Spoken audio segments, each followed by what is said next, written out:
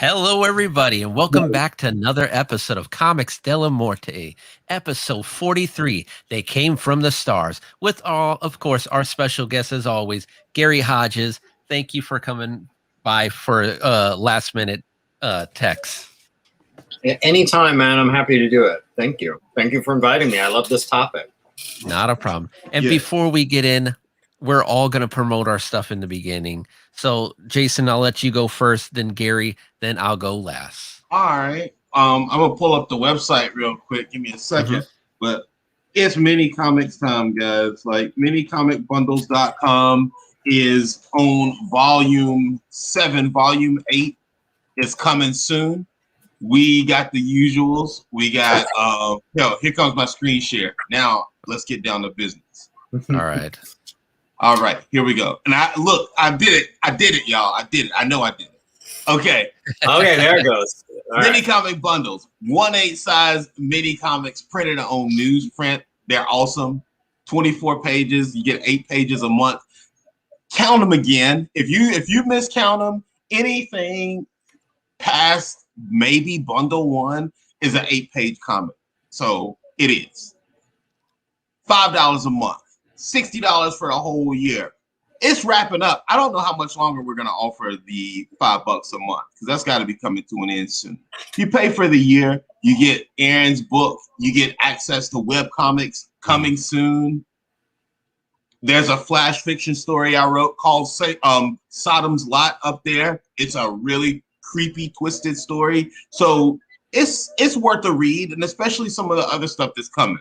You got this month, you got Fright Rider, which is like very alien-y, very futuristic, but it's 80s. And Aaron like switched up his style a little bit in this story. Like it feels kind of speed racery, but I mean, you know what it is. Like Aaron can go look at it. So Fright Rider is a fun story. The Liaison leads into the webcomic called The Briefing, which is going to be the first webcomic that's out on the bundles. Then you got Gilead City. Gilead City is my first published story that is kind of built out of that cult world that I like to spectate and expose every once in a while, like all the time. But that's kind of what I do. So Gilead City is issue 1. Sodom's Lot, that's the flash fiction that's up, is actually another, I guess you would consider it another tale of Gilead City. So it's all set in the same world, which is pretty much a domed city. And man, I tell you what, I enjoyed writing this. It's a 3-part story, and issue 2 is coming out. I will say volume 8 brings Kung Fu. There's a story called The Drifter, and it's 6 parts. So this will see us to the end of the bundles. And I really liked it. Of course I did, but like I can't wait to see it all put together. It's a very, very cool thing. Very excited about it. So check out minicomicbundles.com. I always post on Instagram, Fallbreaker Studios. Ransom Notes is being built and it's coming along really, really good. I try not to say too much about it because I kind of want to release it. The stories are also fragmented. I want to start to release it together, like the stories. But man, I tell you what, I feel really good about what's going on with Fallbreaker Studios. Like he's a pain to work with, but good grief, he can write. So it's a lot of fun, guys. But that's what I got. Check out Fallbreaker Studios. Check out minicomicbundles.com. Find me wherever you find me. Maybe YouTube, maybe not. Who knows? But I'm always here on Thursdays. Good night. Well done. Okay, so people who have never met me, I am Gary Hodges. I'm the creator, writer, and artist behind the indie comic series Dinosaurs vs. Marsbots. Yes, you can find my comic at the link below. There are 2 issues out, and there are actually only 1 copy of each issue left. Oh, 1 copy each. I have. Hey, can I curse about your comics, Ronnie? I mean, Gary, like, oh shit, y'all better get it. There's only one copy of 1997 left, and there's one copy of the limited edition pulp D versus M. Yes, right there, 1975. So great. Now, both will eventually, well, one will be reprinted. 97 will eventually be reprinted. But the 75 version, the pulp version, right here, this is limited. This is it. Once this is gone, it's gone. And we're going to go back to mine. I know Ronnie got his. Oh, yeah. So if you're waiting for the right time is now. And guys, the story is banging. Oh, thank you. Yes. If you want to find me on YouTube, I'm under my name, just Gary Hodges, and I have tons and tons of videos about the making of comics, writing comics, drawing comics, figuring out panels, figuring out page layouts, promoting, going to Comic Cons, like all that stuff. So you can find me there, and please, subscribe and like and hit the bell and all the things you've heard 1,000 times before. So. Yes, exactly. He deserves it. He's a hard-working man, trust me. The detail that he puts into, designing the layouts. Which reminds me, Squatch, I see you in the comments.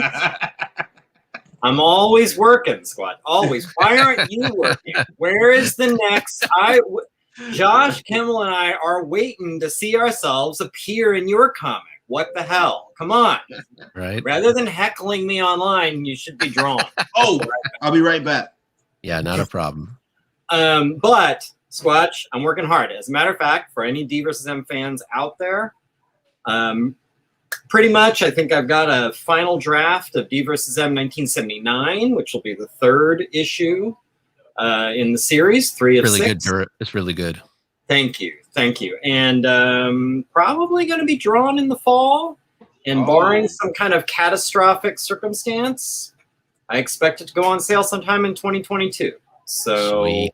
Get ready. Squirrel your pennies away. That's I'm right. telling y'all, it's going to be it. I think it's going to be, D vs. M is an anthology series. Each one's a little bit different. This next one is going to be, it's going to have that D vs. M feel, but it's going to be a whole different kind of story, all different kinds of characters and stuff that you've never seen before in a D vs. M. And I think, appropriate on Crimson Owl, maybe the most horrific in some of the elements. Like maybe the most gruesome, maybe the most disturbing. Like there's some stuff in there it's a little heavy. I'm excited. I'm always excited. Oh, yeah, for sure. Nuts. Hey, Ronnie, before you promote what you are going to promote, can we take 2 seconds since Gary brought him up and say that 2 Stories is on sale and it's phenomenal? Yes. I got mine, and I just picked it. Came in the mail yesterday, and I got it, and I was like, I just want to flip through it real quick. And I flipped through the middle. I was like, I got to read the first page. I'm almost done with it now. Like, it's so good. I love that it's printed on like an atypical size because I don't really want to. I can't wait. I got to talk to Josh about this book because which we are. I've talked to Josh. I'm gonna get him on the show eventually. Nice. Yeah, it's very inspiring. Like when you to see somebody not only speak about personal things, but speak about religion, and it's nothing at all like you would expect, and it's better than you could ever. It's better than you can imagine. Like I was always curious about it, but it's so much better than what I thought it was going to be. And also for $3, are you serious? It's a steal. Yeah, Amazon has I paid $4 for it after tax. It's like 85% off right now. Yeah, it's so worth it, and it's like it's a lot of comic. Like you won't get a $3 comic book like this in the shop. Like hand drawn, hand lettered, and it's autobiographical. And the only kind of autobiographical stuff worth reading is stuff that's just real and raw and not protective. Like actually saying stuff that's like, this isn't flattering. These aren't great sides of me. These aren't things I'm proud of, but I'm putting it all out there. And that's what that comic does. And it's better for it. It's great. Right. Yeah, it's fantastic. I just wanted to put that out there because it's a fantastic story. It's a great value, but it would be good at any price. And so for $3 and to directly support a person who did it, go buy it, y'all. Yeah. Like just go buy it. Yeah. Josh Kimball, 2 stories. Get it. Amazon right now. Like now he has to come on, guys. Yeah, now, right. I mean, I'm gonna send him the link to this, and like if he doesn't come on now, I mean, what the hell? Right. I will take it personal. No. Yeah. The Michael Jordan. Yes. I will score 60 points my next game. That's like that's it. All right. I thank you, Ronnie. But I said what I said had to be said. I'm ready for this because I know where this is going. All right. I got some stuff to say about this too. And now, anyone go to my Topis and read episode 2, The Prophecy, the continuing story of this horror comic that I am making. Yes. Ronnie, you turned off all the lights this time. Like, yeah. Holy macaroni. It was a strong part 2. Like it raised. I appreciate that. I really do. Yeah. Like I definitely wanted this, like to build a world around this with like prophecy, the devil, and just a lot of awesome like different takes. Weird, mystical, and like historical stuff. Like, I always think of that high fidelity scene where John Cusack's talking about the science of a mixtape, where you want to start big. Yep. But then your next one has to go even bigger. Like you need to show that wasn't just your best. Like, and I think you did. You followed that science with I appreciate that. and then boom. Like really, I appreciate that. Yep. No, it's awesome. It's worth y'all's time to go read. And if you go read it, appreciate that. No, when you go read this book, please subscribe to Ronnie on Top. There you go. Because why wouldn't you? By the way, Squatch, when are these guys gonna be in your comic? When are they gonna be abused by you in your comic? When does that happen? Hell, we need to get Squashy on the show. Yeah, need to get Squashy. Why isn't Squatchy on the show? Squash, we need to get you on the show and just have an episode talking about nothing but like Bigfoot and all that stuff. Let's do a cryptid round table. Okay. Loch Ness and Sasquatch and chupacabras and all that stuff. Let's go. Squatch on our very own cryptid. Squatchy. Yep. Yes. Obviously related to Harry and Henderson's. 100%. Right. Your last name must be Henderson. Yeah. Right. So yeah. All right. Just guess what they came from the sky. They came from the stars. I mean, aliens have always been like, sure, aliens in the beginning were more like sci-fi, but then later on you have movies like Alien franchise that made it into horror.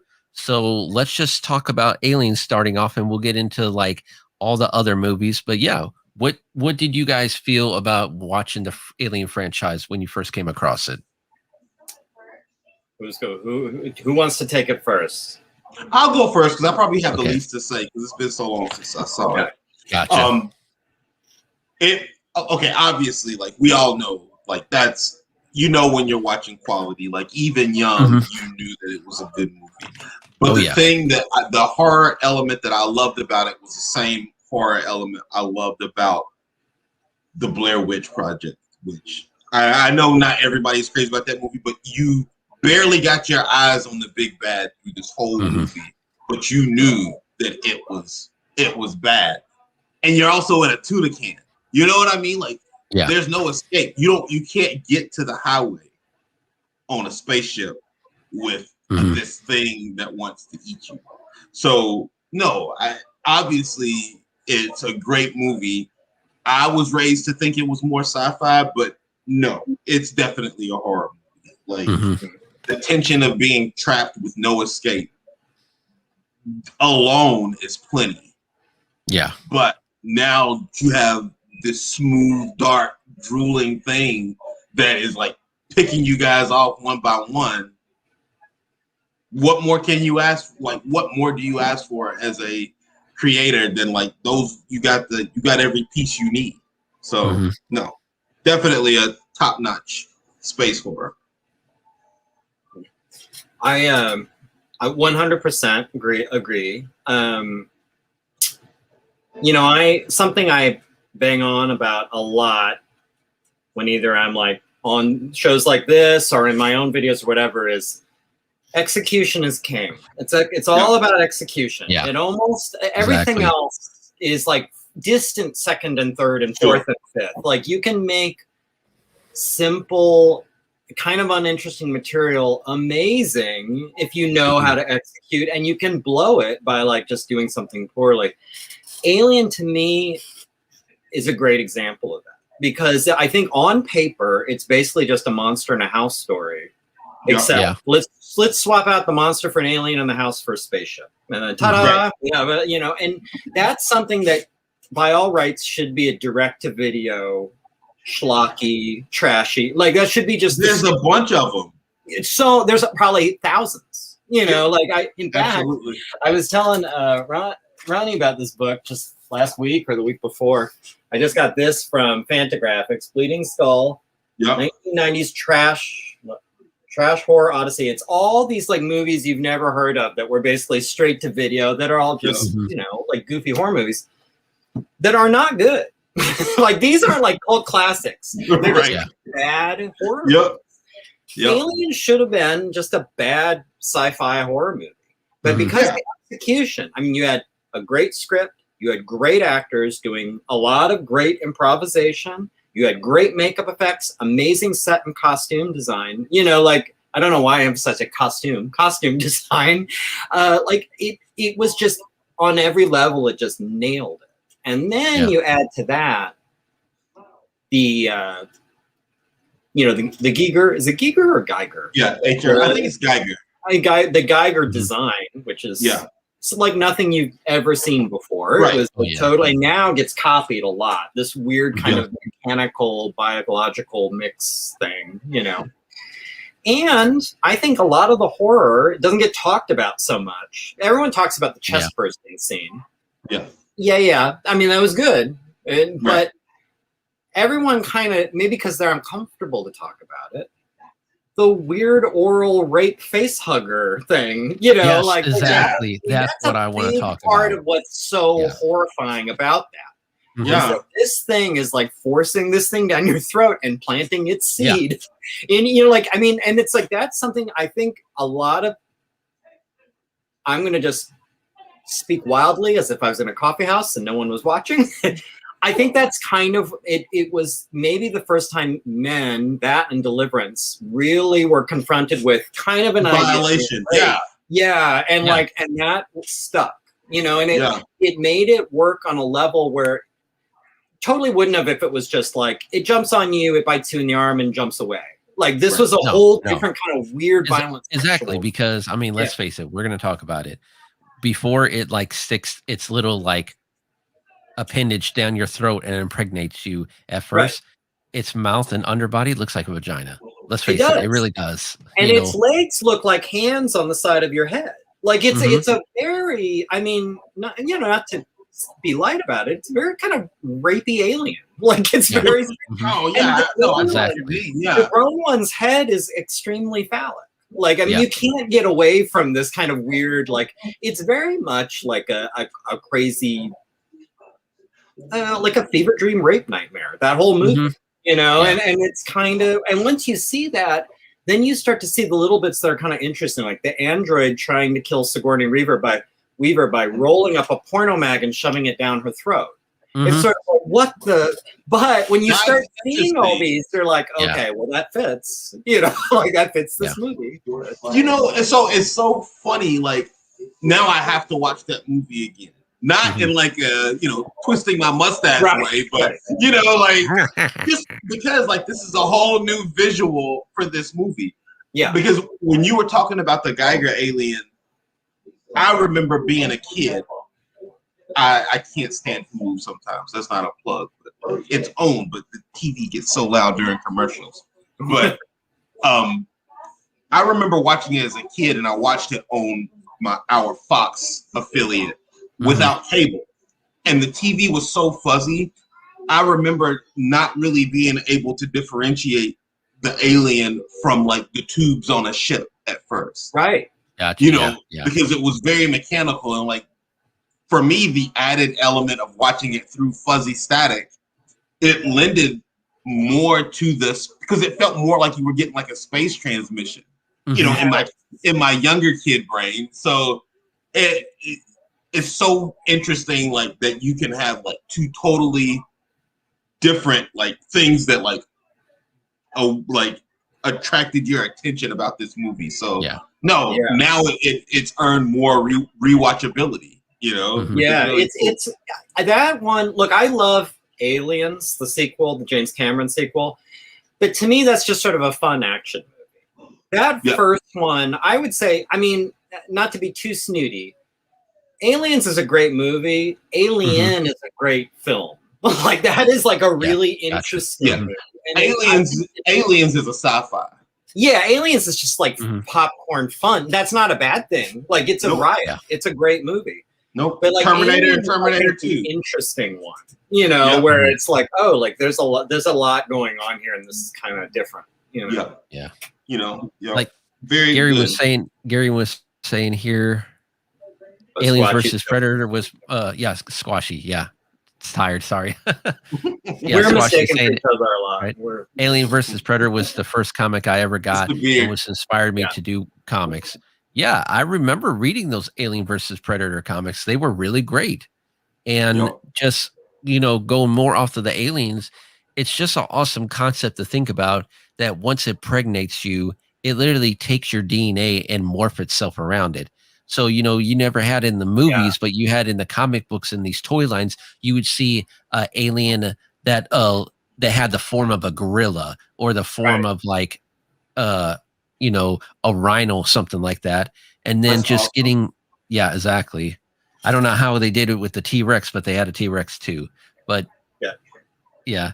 overall, with the comics like Alien versus Predator, Aliens is one of those things that have been in big franchises. Like me personally, I remember the Superman comic. I don't know if you guys do, where Superman was on a distant planet that didn't have like the yellow sun, and a face hugger impregnated him.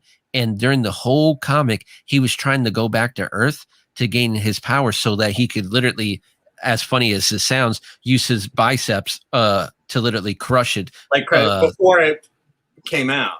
Yeah. Right. Before it came out, he did like an Arnold, crushed it with his biceps. But think about it. In a whoring concept, you literally will have an alien with Superman's powers. Yeah. That would be pretty horrifying. Right. And then you had like aliens or even Predator / Batman. I've read Alien versus Batman, Predator versus Batman. Just really great seeing how they were true to these superhero comics, but still have those like horror elements mixed in there. Yeah. I feel like, I don't know. I maybe this is a pretty safe thing to say. I feel like all the Alien versus Predator comics were way better than those movies, right? Sure. I feel like those movies were pretty bad. Can we all agree those movies were pretty terrible? Yeah, for sure. Yeah. I saw Predator to see it. I did not like Predator 2. I didn't bother with either of the newer iterations of it. That first Predator, I'm a huge fan of. Like, I love it. And I think it also has a lot of that's like to me a classic, not on the level of Aliens, but maybe on the level of Aliens. Like Aliens and Predator. Into the chopper. No. Yeah, it's so good. So good. Come on. I see. Hit me now. What are your thoughts on the thing? We're going to.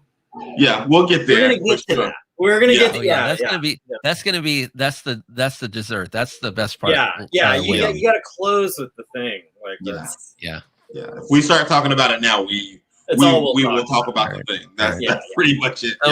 So some mentionable ones, like Gary, with your comic being Dinosaurs versus Mars Bots, why did you go with alien type of comic instead of like any other horror genre, like with zombies or anything like that? Oh, wow. That's a good. That's a good question. I think, like Jason, especially when I was younger, really loved creepy alien stories, creepy alien abduction stories, things like that. Like I loved any of the older ones among us. They'll remember In Search Of, which was kind of like an Unsolved Mysteries, but it was all paranormal, weird stuff. Yeah, narrated by Leonard Nimoy, aka Mr. Spock. I would watch that show when you're a kid. Scares the hell out of you, but I couldn't take my eyes off it. It was the most fascinating. Yeah, and it was I didn't appreciate when I was a kid that these shows were basically nonsense. Like, to me, because they present it like a documentary. Right. So you're sitting there and they're like, tonight, ghosts, and they'll talk about ghosts for it, and you're like, why didn't I ever hear about this? Like, you're horrified. Like what? Like, it's on the TV. Yep. Like, there's stories about ghosts on the TV. Like, this is real. Well, they would talk all these stories about weird light. And another thing people don't remember now, I think aliens are more of like a weird Sedona crystal power. They're here to show you the new way of thinking. You take some DMT and you meet an alien and you learn more about your soul. That's not what gray aliens were when I was a kid. No. In the 70s and 80s. Gray aliens were scary as F. Like they were like mutilating cattle. They were doing anal probes. They were doing weird tests. People were disappearing. It was like a scary thing that happened out in the woods, and I wanted that. You remember Sightings?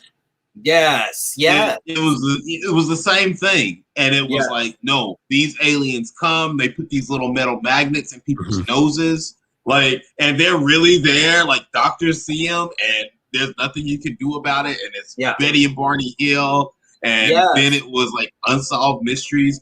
But man, I remember and all these stories that are like, well, this is unsettling.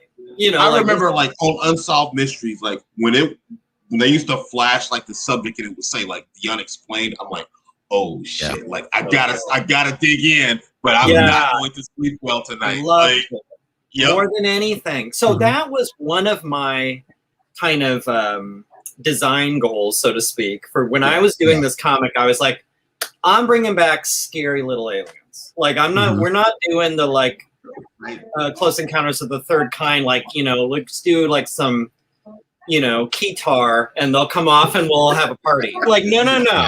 These are bad little aliens that are up to no good. That are you don't want to cross paths with.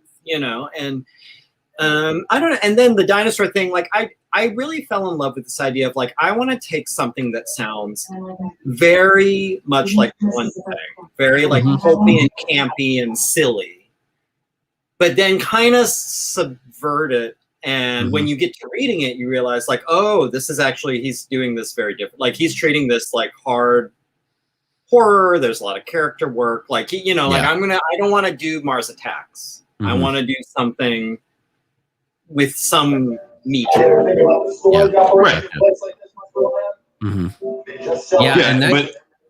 Go ahead. I was just gonna say, like, the way you present the aliens, especially in 75.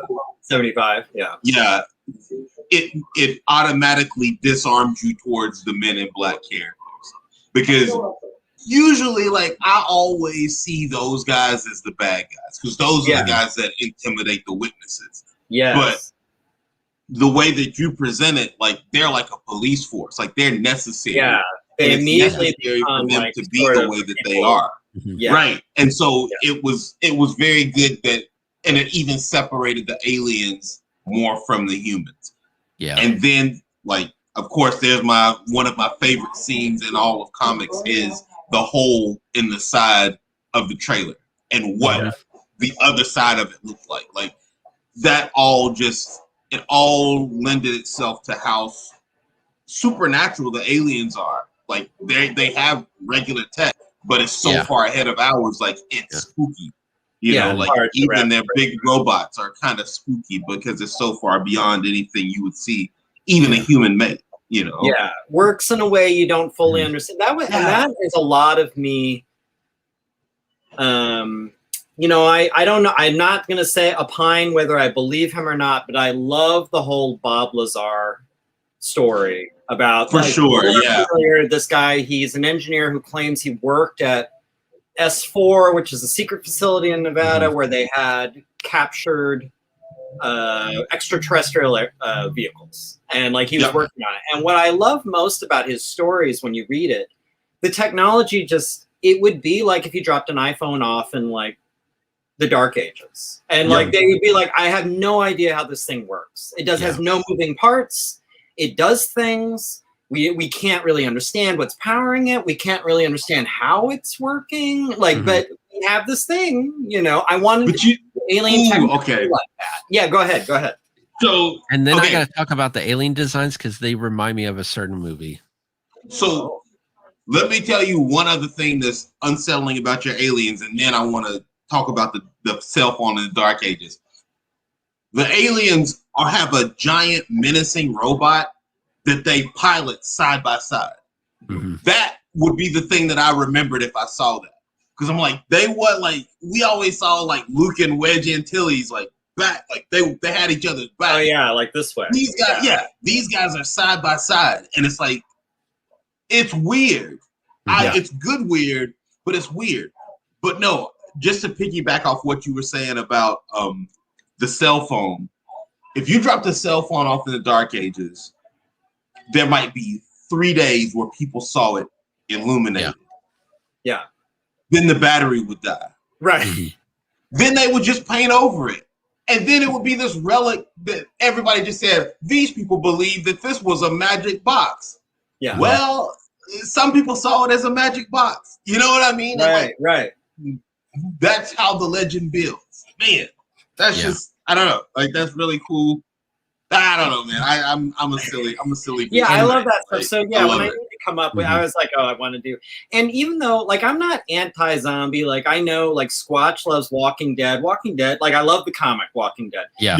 And our good friend Scott Circland does Young and the Dead, and he's got alien or zombies, and he's doing a great job with that.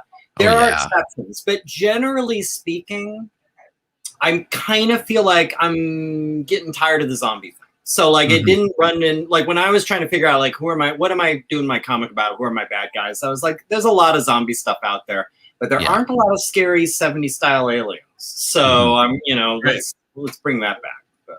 But, and that brings into me, your aliens remind me of a 1993 movie about a guy being abducted, and apparently, is based off of a true story. And maybe, Gary, you actually have the movie in your list. Fire in the Sky.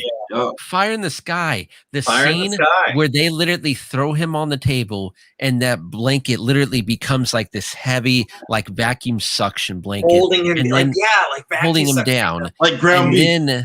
And then you have like this, like brown, like probably gooey shit or something like in his mouth, and then you just see this needle slowly getting closer to his eyes, like that. Yeah, to his eye. Yeah. That's that abduction scene was horrifying, and just the aliens, they didn't talk, but they looked just horrifying. And that was probably like, besides like the first Alien movie, that movie really scared me as a fucking kid, because it's like it had almost like that realness to it. And as a kid, you would hear, "Oh, that's based off a true story," Yeah, so, that's all I needed in my home state, Arizona. It happened up north, and like the when I say the true account of it, as in the stuff that they can confirm, it's very weird. It's very strange. Like, this guy went missing, and the local police were ready to charge his friends. Walked out of the woods, and they're like, he's gone, we don't know. They were ready to start charging them. They think they killed him or something and left him out there. Like, they didn't know. And then after like a week or something, he walks out of the woods with this crazy story. And that was another, like, it was in the back of my head, because another thing about D versus M, it's all set in kind of rural Arizona. So like that was a factor too, where it's like, I want those kinds of weird stories, like things are happening away from town that like not ever, like people, everyday people stumble upon, not city people, not sophisticated people, like just country folk. Country folk are having these weird stories, and like, and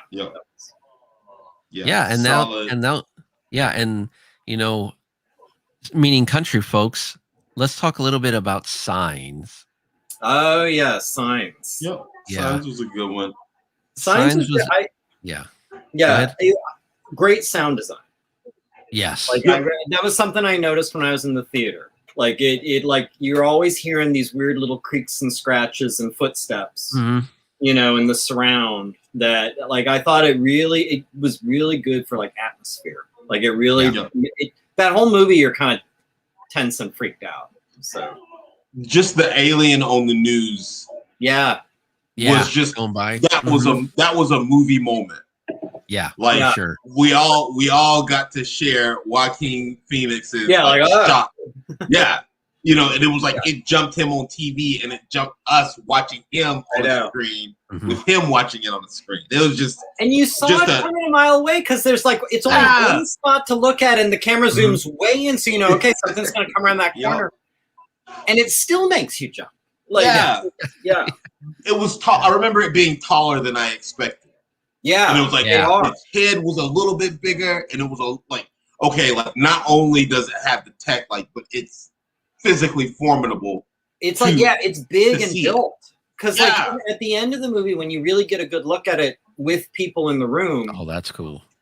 It has kind of a slouchy, crouchy stance. And even with that, he's still almost about as tall as Joaquin Phoenix. So standing erect, he'd probably be like touching the ceiling. Like he's really big. Yeah.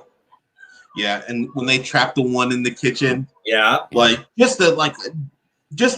don't know. I've never really stopped appreciating the good things about M. Night Shyamalan.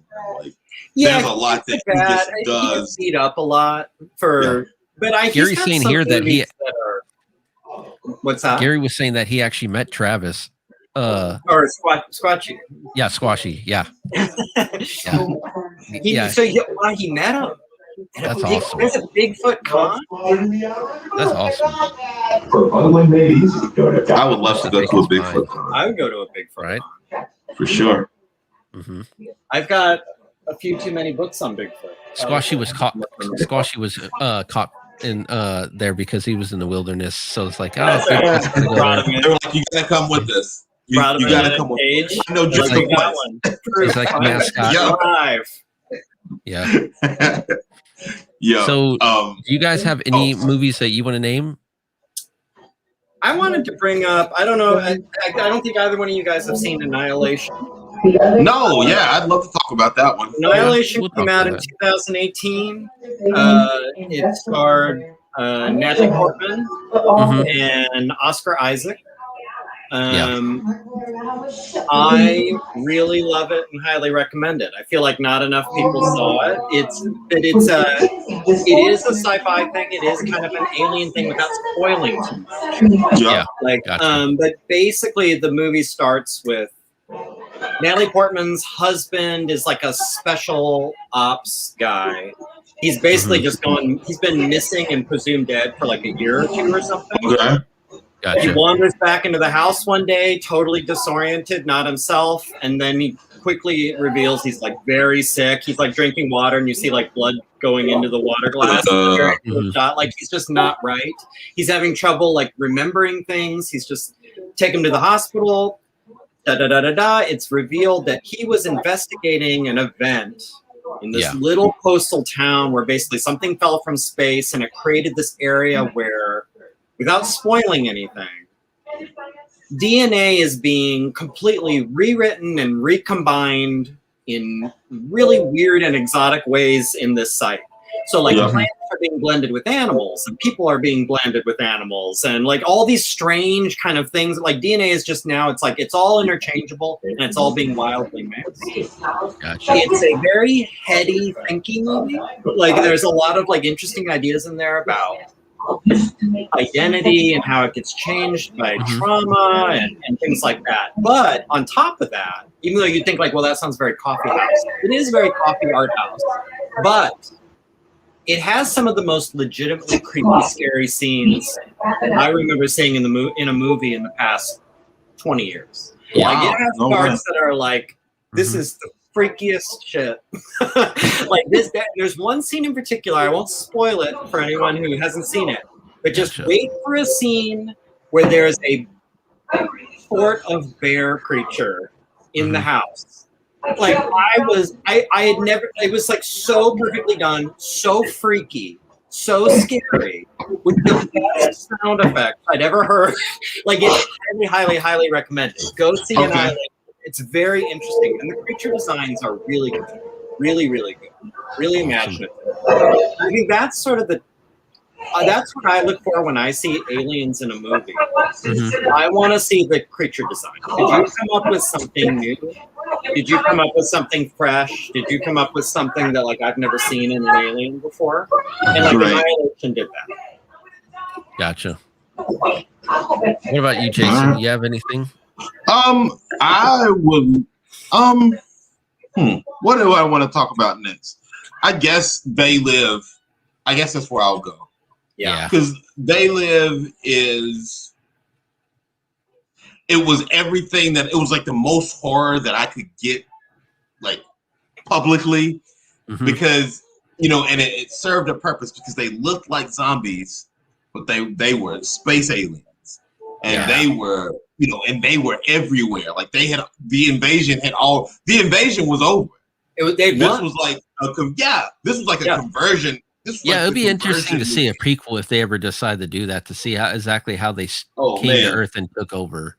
What a movie! Like the guy explains it so well at the end, as far as like they did it like John Carpenter, man. Like they did it through TV. Yeah, they did it through. And not to get Alex Jonesy, but like they did it through the media, like in this world. Yeah. And sometimes I wonder, like, did that stuff stick with us so much that it can make people like believe nonsense? Yeah. Again, that movie is a huge inspiration on like what the final image of Ransom Notes is, because you realize like how deep like divisiveness can go. I don't even want to say deception, because it's really this small seed of like getting all the things you want and making the world worse, but offering you better in the same world. And it's like, who cares? These aliens had taught people to not care that things were going to hell in a handbasket, because they had something to look at. And maybe one day they could be the thing that other people looked at. It's like a distraction towards the world melting. Just a very twisted movie for, a young fog breaker that, always resonated with things that he didn't always know why. Yeah. And so just like, it's everything that like, I know it's not a scary movie per se. Nothing's really going to jump you. Yeah, but it's not that kind of movie. It's everything that's scary to me. And like, it's relatable. You pick your target and you invest it. Mission accomplished, John Carpenter. More and more relatable, which is kind of that's what's like that movie becomes more and more kind of visionary. I think as time goes on, and as you get older, I think you appreciate like this movie's kind of like this movie had the shades. This movie, it understood kind of like how to see, like how to see through everything. Yeah, and strip it down to like its parts and really see like what's really there. It's just nuts. Like just such a wonderful movie that I feel like is written off as a network movie. A network, and like it looks cheesy. Like when I think people see clips. Or they'll see a still, like they'll see those aliens. Yeah. And they'll kind of get, it's maybe a little bit like Dinosaurs, but get an idea. Like they're like, oh, I get that. It looks very Mars Attacks-y. Right. But no, it's a very like, there's a lot of meat there on that bone. Right. Like it's very, everyone, if they haven't seen it, it's a classic worth watching. Oh yeah, for sure. And so you see the aliens and you're like, maybe, but then you see Roddy Piper, and you're like, a Roddy Piper movie? Yeah, no, I'm here to kick ass and chew bubblegum, and I'm all out of bubblegum. But I'm telling you, and like now, think about that. Think about Roddy Piper going in those places with a shotgun, and shooting aliens but nobody has these glasses but him. Like, right? What? Like, if you did that movie today, like, can you imagine all the think pieces and outraged people, talking heads on news panels, and all, you know, like, and nobody on any side would be for this movie. That movie like they would all, be like left and right, would join hands to say, like, this is appalling. You know, like they'd just be losing their minds. Like, this is the Postal of movies. Remember Postal, a video game that was just to shock people? This did it. It just wasn't time yet. Like, man, you watch that now and it's uncomfortable. It really is. Like, but Roddy Piper is not really. He's not a good, like, now in the world, like the people who like resonate with that. Like, I used to resonate with Roddy Piper, but no, that's not the way. Like, it's just a wild movie. It's very scary. Yeah, that's what I got. Keith David too. Yeah, like he kills it. And he's a good movie. Oh my god. And we also, who's going to pop up again in our last movie? Who's like very good in the last one. Yeah. So I can't wait. You know, there's so many movies that we could talk about. Yes. But since we are at 46 minutes, let's talk about the main one, the one movie that rules them all, in the Alien, Emperor. The Emperor, yes. The unlimited power. The Thing. John Carpenter's The Thing. John Carpenter, 1982. Yes. Not the sequel, not the thing that came out in 2000. Not the CGI. No. But just the special effects. Yes. Where it's just, you know, robotics and fake pig's blood and all that stuff. Just the one scene that really made me like scared, but then like, oh, that's awesome, is when they're trying to revive that guy back to life. The doctor gets his hands eaten off because the stomach turns into a giant mouth, and then the body just shoots. You said it right. And then the head just shoots up, and it's like the spider like wriggles away. Reels, like you just have this giant body that has like legs like spiders, and then when you torch the body, the head turned into a spider.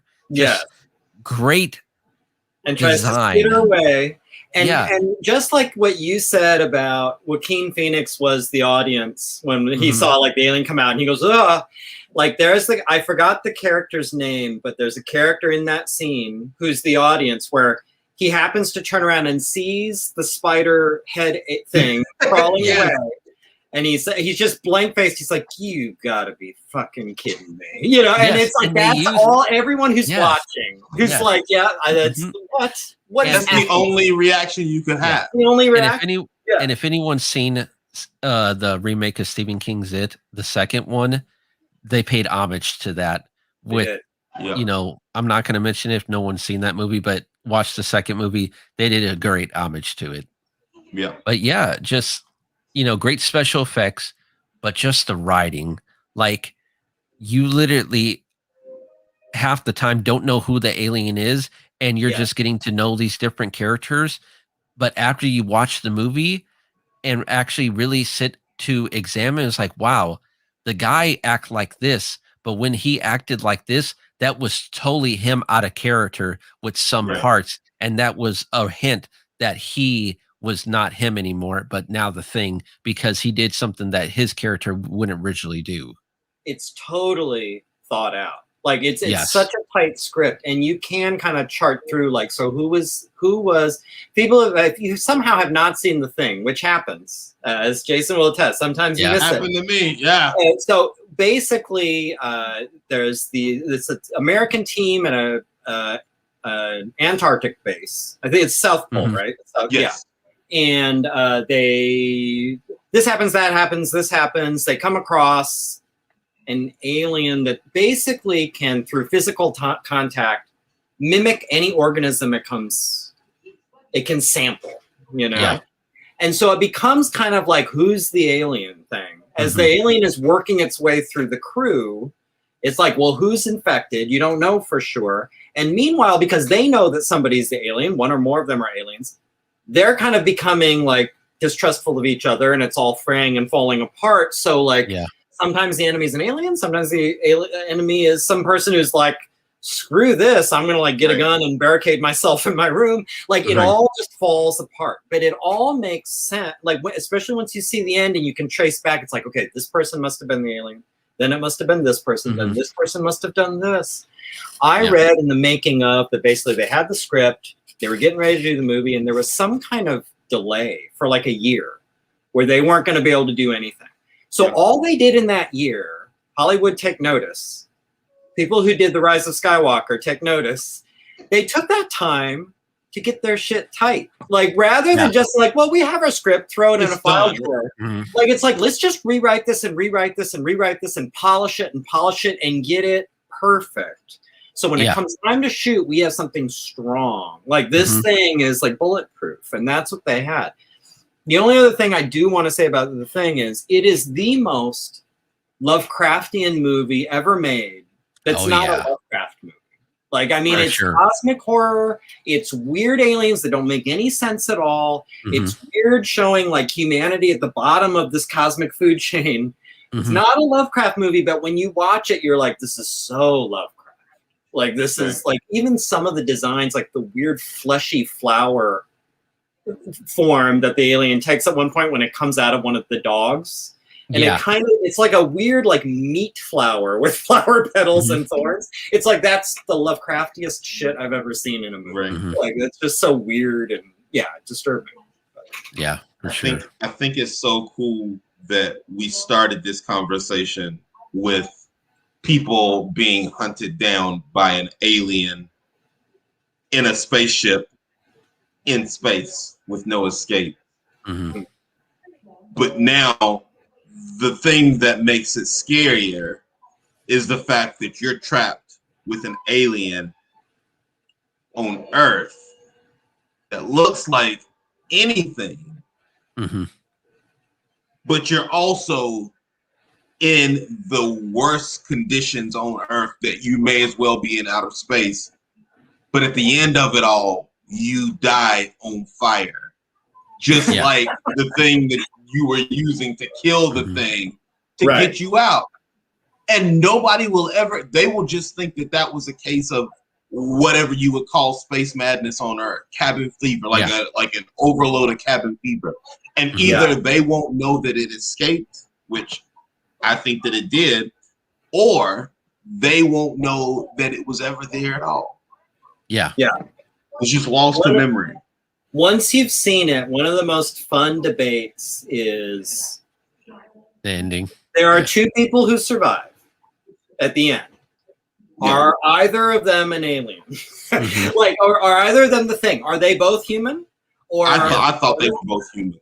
I don't think that but that's what's fun. It's kind of like, you know, and if one of them is the thing, well, which one? And they're probably not both the thing, because then they would be like shaking hands, like, good job, good game. We did it, right. You know, like, so it's either one or none of them are the thing.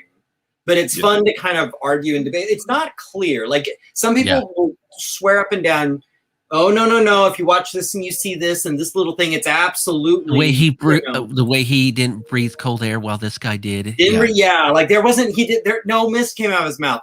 Or the one that I liked, well, it might be too spoilery, and if you haven't seen it, you should watch it. But we'll talk about it when we go off the air. There's like one thing that I was like, well, that is an interesting observation. But the thing, even though I've just seen it in the past 3-4 months, easily my favorite horror movie, and I don't think that I would have my favorite. I don't think that I would have my favorite horror artist and writer in Junji Ito without The Thing. Uzumaki has, the visuals were so reminiscent of Uzumaki. And I only said it because I read Uzumaki before I saw The Thing. But just the unexpected horror of this guy's stomach opening up. But that's what the alien would do, because the electricity would be too much heat. So it would have to defend itself. Like, as soon as he's injured, that's when it's like, like injured with the paddles. Like it's like response. And the sounds that those men were making as everything melted. Yeah. Oh my goodness! Like it's so good. Oh man, I have one last thing. I that I want to say in public about the thing. Can you imagine being the last guy to have his blood tested when this guy who has mutinied and taken over the lead of this group has said, "Hey, look, I know it's you. I'm going to kill you, but I'm going to save it for last." Yeah. And this guy knows that he's not an alien. Right. But there's no chance that everybody's not going to turn on him by the time it gets to him. It's already fallen apart. And like there's a kind of a point in the movie we could debate it, but there's some point where it's like the alien has sort of won. Like this group is now totally screwed up. Like there's no coming back from this. Nope. Like they're so destabilized now. Like the aliens kind of already won. Like the one thing you said, I want to just jump in. Now I would love to see. We need an online petition to have Ito do a comic of the Thing. Yes, like that would be incredible. I would love to. The only justice can be done. Yeah, maybe Greg Capullo, but it's I don't know. Style is different. I don't know where to find them. I don't know where to find them, but Dark Horse actually did a small comic run of the Thing. They did, and wasn't it? It was either Bernie Wrightson or maybe Wally Wood. It was one of those two big names that, like, I've seen those drawings of the head spider by one of those two. I don't remember who it was. As apparently is a contribution, basically a continuation of the movie. So it'll be interesting to read that. I have to find a way how to get my hands on that because the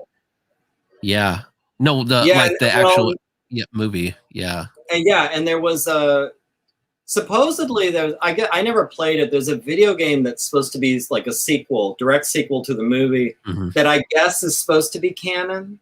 But like I never. It's like even if you say it's canon, I don't care. Like I don't want to. Like I want to watch that. So Squatchy is saying McReady. I think it's McReady's underwear was found. His Johns were found in the trash, torn up, but were they planted by the Thing? You know, McReady, like Kurt Russell was the one who was the biggest threat. Like he was kind of onto it, and he was a little bit like ready to wipe it out. So if you're the Thing, the first move, the smart move, is to frame Kurt Russell. You know, like get him out of the picture. Like if you can convince everyone that Kurt Russell is a Thing, you have a much easier time of taking over this base. Oh yeah, for sure. I would have believed that was the MO after the blood test. That I know it's not, but I would have believed that after the blood test, the alien would have been like, okay, I'm just going to lay low in one of these dead bodies for a while. Just chill. They've already turned on each other. Now I just need to wait. You know, the Thing has no chill when you think about it, because no, he could have turned into a dog or a man or whatever and just laid low for the term of their stay. Eventually, like they're not living there for the rest of their lives. Eventually, they're going back. If he had a little bit of chill, like he could just sit and twiddle his thumbs and play on the chess computer and shoot pool and like relax, and eventually, like, but no, instead he's like, I gotta eat everybody. You know, right? Well, but you know what it was? Oh, sorry. Go ahead, Ronnie. No, go ahead. I was gonna say it's interesting they did it in Antarctica, or was it the North Pole? Antarctica. It was Antarctica. Okay. Yeah, or Antarctica, because when you really sit down and watch videos about Antarctica, like there's so many like myths based around like that itself. Yeah. Like there's a alien ship crashed into it, or there's like a hidden city beneath the ice, and just it really is interesting, and how cold it is and stuff like that. And I'm no spoilers to anybody, but Tomorrow's War, the new movie with that came out recently, the alien movie, watch that. That was actually really good. Oh, is that the one with Chris Pratt? Yeah. Chris Pratt. Okay, yeah, I haven't seen it. Mm-hmm. I've seen the ads. I like the movie, but I think At the Mountains of Madness is set in Antarctica too. Yeah, but just the idea is like you wonder, like, this creature, it's able to lash onto a dog and stuff like that. But what if it was able to get to a body of water and take over like a whale or anything like that? Right. It's like, why not focus on the bigger things that you could take over the world a lot faster, because you're able to like take over the world's food supply, and whoever ate a fish would become the thing. No, it wanted to take a human form, because I think like these human forms are intelligent. Yeah, I would suggest, I don't know if they thought this through. It seems like it's very like temperature sensitive, no good with fire and no good in ice. Yeah, because so like maybe it didn't have a good way to get to the ocean. It needed to kind of stay in a very narrow range of temps. Like maybe that was its limitation. But otherwise, that would make perfect sense. Just make for the coast, and in fact, the sea lion, and just make your way for Yeah. All right. Are y'all ready for Are y'all ready for? This is quick, but okay. It's involved. Yeah. Try to just. Are we going to get hit with another fan theory? Here it goes. Oh my God. Here it goes. Okay.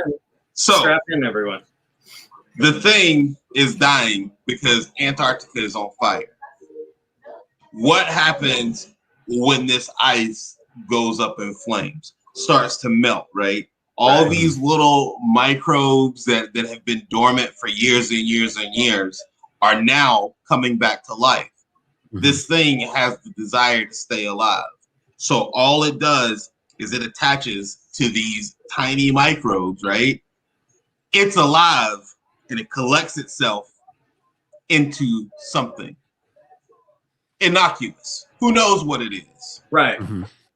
In comes, now this is the world where, like what you were talking about, Ronnie, where there's this giant conspiracy around Antarctica, and all the world's leaders have stake in Antarctica.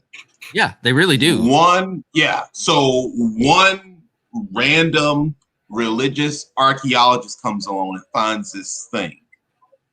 Just a bottle of water. He sprays in his mouth. And then he takes the rest of this thing and he pours it into this. Now the thing is in his mind, right? Like it's taking over his body. So it forms this little vial almost. And it says, oh, this is ancient. But it's alive because it's the thing, right? It spreads this rumor through a religion, and this vial of thing ends up in a church in California as the anti-god. Now the anti-god is, we're at the Prince of Darkness now. So the anti-god, because the whole purpose of this is to spread, is to infect as many people as it possibly can. Somehow they figure out it can't quite get strong enough unless it has this physical goop body that it's made pulled through to this dimension, so that it can now take on at least a physical form. But it's still not fast enough. So then this anti-god infects one last person before it's pushed back through that dimension that becomes a writer in some fictional town in northern New England called Sutter Kane, who now has figured out a way that he can massively infect people through books. It's back to entertainment, just like they live. So Sutter Kane is the thing. Sutter Kane is the anti-god, and the anti-god is also the thing. That's the Apocalypse trilogy. This thing is obsessed with getting out, and when it finally does, it blinds all the people that it hasn't infected to not be able to see the subtle influence that is put over not only these Sutter Kane books and movies, but also society. But then some random pro wrestler picks up a pair of sunglasses that, somebody made that were polarized enough to see through the veil that Sutter Kane created over this whole world. You have the entire John Carpenter universe. Now, save a few movies, but you have this John Carpenter universe, like all encapsulated. And year to year, you could almost say that what's his name? Craig David. Yeah. Keith David. Keith David. Keith David is the same character. Maybe he made it out of Antarctica alive and started his life. Changed his name, changed his name, moved to the West Coast, just found a job that he got paid under the table for. Oh, Gary's frozen. I blew his mind. I did it. So that's it. He couldn't do it. He's like, between Tony Stark and this, I can't. But no, like, holy mackerel! It's like Jason Alexander on Unsolved Mysteries. My internet blew up from your John Carpenter cinematic. It was like if you're not gonna stop him, it's just that's enough. That's enough. Cut him off. Yeah. Oh man, I love it. But no. You know what? But you know what this makes me think though, because it makes me now think about the alien and the thing not being particularly intelligent. Because it was be the smart move. No. Like the smart move would be to figure out ways to get this around. Well, and then even in the movie, and this doesn't spoil much, they theorized that even like a small particle of this thing could, in theory, it was enough. Infect you. Yeah. Well, if that's the case, there's bacteria in the air. There's just start why are you focusing on people who can outsmart you? So that means the thing isn't particularly intelligent. It's very to actually. Look at this. This is going to be the nerdiest move. So Kurt Russell in the movie is he plays chess on his computer. Yeah. Okay. There's a thing about at least early chess programs, they were kind of easy to beat. They were material oriented. The idea being if you put a piece in a position where it could take it, it would take it. It was going to, right. And that you could use that to kind of fuck it. Because you could say well, I'm going to make it look over. I'll do this while I throw some pieces his way, and he'll be taking these pieces because he's materialist, and he'll be paying less attention to what I'm doing over here. Interesting. The thing is kind of materialist. It's very much it's interesting that his arch nemesis is now the chess player who plays the chess computer. Where it can't resist getting a person. It just can't resist. Dogs are fine. A bacteria, in theory, but a person. You want a person. It's why? If you could chill, again, he's not the thing. No chill.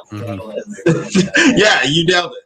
Ironic that it would end up in Antarctica, and be damaged by fire, but have no. Yeah, yeah. Well, it's lucky for planet Earth, I guess, that he landed in Antarctica. Because if he had dropped in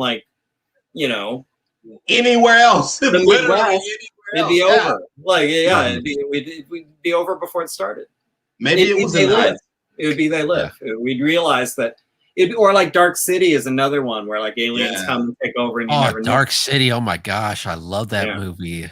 Well, who are the Matrix people? Is it the Wachowskis? The Wachowskis. Yeah. I mean, if they don't tip their hats to Dark City every once in a while, I think they're being a little dishonest. That's very Matrixy before Matrix. Yeah, for sure.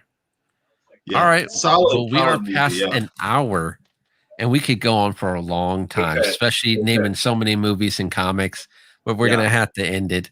So, of course, Gary, thank you for coming by, as always. Thank you for having me.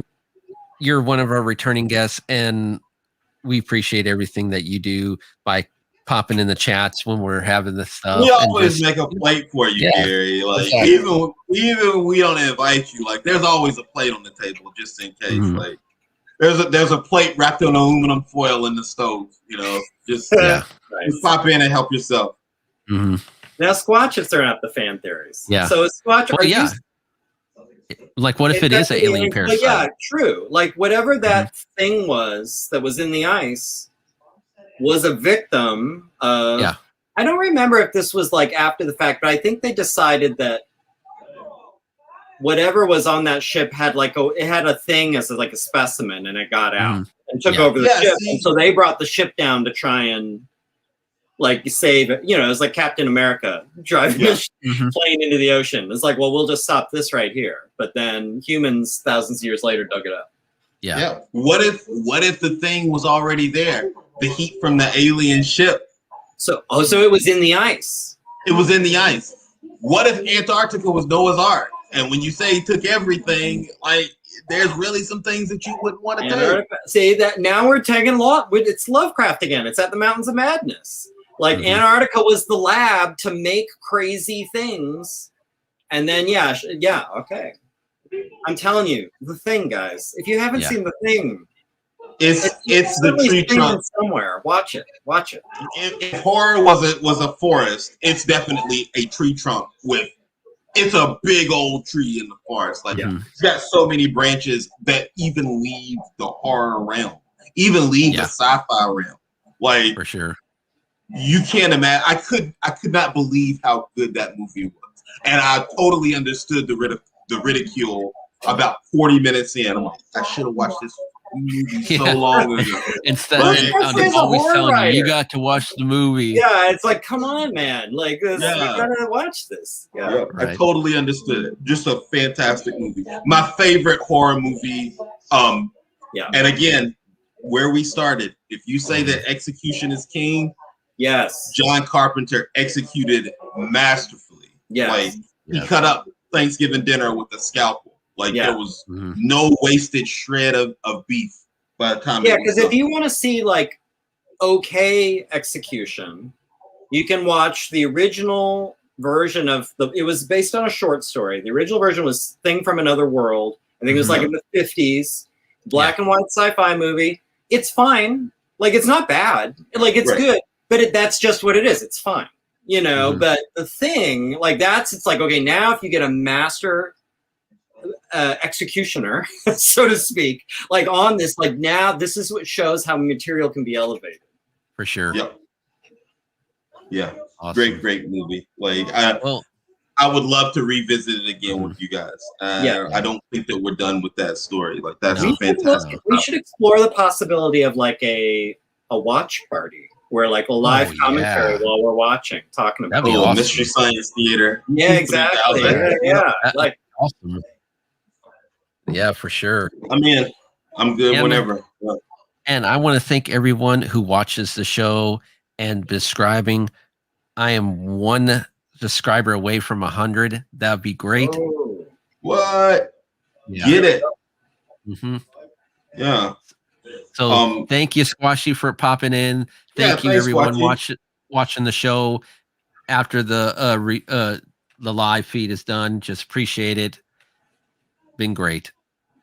So I'll see you all next week. We appreciate it. Yeah. Good night. And then, Jason, we're going to be reviewing the next chapter of American Vampires. Yeah, I think that's cool. Like, we finished up the book. Like, we finished up book 1. We take a little break. Next week we'll get back to book 2 because it is a solid story. Yeah. All right. Good night, everyone. Peace. Good night. Right.